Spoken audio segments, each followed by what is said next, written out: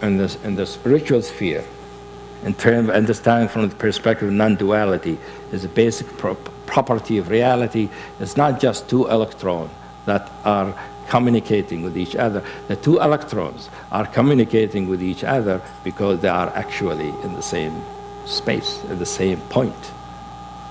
And maybe, who knows, maybe this observation, non-locality, is observing something about that, seeing a reflection of that spiritual perception. But what that means? So here, the spiritual person learns something from physical theory. But then here, you can go back again and say, well, in this kind of experience of singularity, is that not only two electrons are in the same, everything in the same place. Non-locality is a property of everything. All points of time and space are connected. They're connected as an identity. That's their deep secret. They appear as many things. They appear as time and space with an expanse of time and huge duration, expanse of space, huge duration of time with all kind of objects. But when we see them through the spiritual eye, the feel of that space, because it is outside of time and space, has no shape, no size.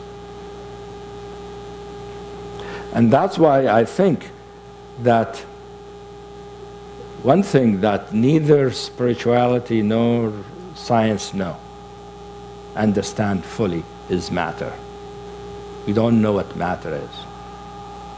Physics still trying to find out. There are all kinds of theories now. And there are as many theories, there are psychologists these days. But spiritual people don't know what matter is. From the spiritual dimension, matter appears as awareness, as pure awareness. But the fact is, thought is also awareness. Emotion is also awareness. Many things are awareness. But what makes matter be that kind of the way it is, different from thought and emotion? What gives matter the properties that makes it matter, that differentiates it from feelings and thoughts? See, spiritual people don't know that, don't have an answer. As far as I know, I haven't met or heard anybody who knows the answer to that question. But I think to understand matter, I think we need to understand time and space. In our science, in our physics, we don't totally understand time and space. Newton assumed them as ultimate. God created time and space. Einstein said, no, they're relative and they're connected and all that. But still, we don't really know what time and space is. In the experience of non-duality, and especially in the non-local kind of non-duality, time and space appear as manifestation, as creation, as constructs that organize reality. Context within which that unity manifests itself. And I think that can be helpful for scientists to start thinking that way. But also I think might be helpful for science, I don't know, may be helpful to think of non-locality not an isolated phenomena, but maybe expressing an underlying truth about reality. That might be true about all points of time and space, not just those two electrode that once in a while the experiment produces. An important thing for me in my work, in the work we have developed in this teaching, is a process, is a method of inquiry. Inquiry that is scientific in the sense it is verifiable, but the inquiry in the sense of asking questions about reality and being curious about it and trying to find out things about it. And it begins from dual experience because that's what our experience is, usually.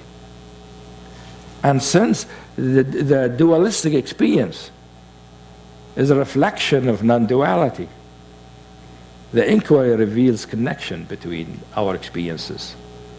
Following the connection, we call it understanding and insight. Continuing to follow the connections, understanding our experience, how one thing connects to the other. The understanding becomes more and more illuminated until the illuminating light itself appears to show the spiritual ground. So I'm saying, but it is an inquiry that has its precision, its objectivity, its clarity. But the most important thing about this inquiry is that it is an inquiry not only in a subject matter, but in the inquirer at the same time. It uses the insight from non-duality, says, in inquiry, I'm always not inquiring into what I'm experiencing, but who's experiencing it. I'm not only inquiring into that phenomena, but also into the observer.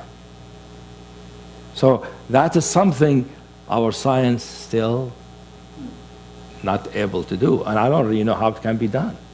How you could include the observer with the observed. I mean, quantum theory says, of course, the observer is included and then it has an effect. But how do you include the observer in the experiment?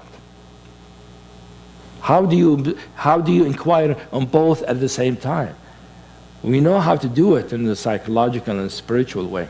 Physically, I don't know how it can be done, but it seems there might be a way that it might happen by applying the same principle of inquiry. Because the inquiry I use, that's what scientists use. The scientist doesn't inquire into themselves while they're inquiring into their object or experiment. You see? But I imagine a non-dual scientist who is aware of non-duality and is experimenting. I think it would be very interesting. So I'm talking about an interplay between the two fields that can help each other, where the metaphors of one can help the other.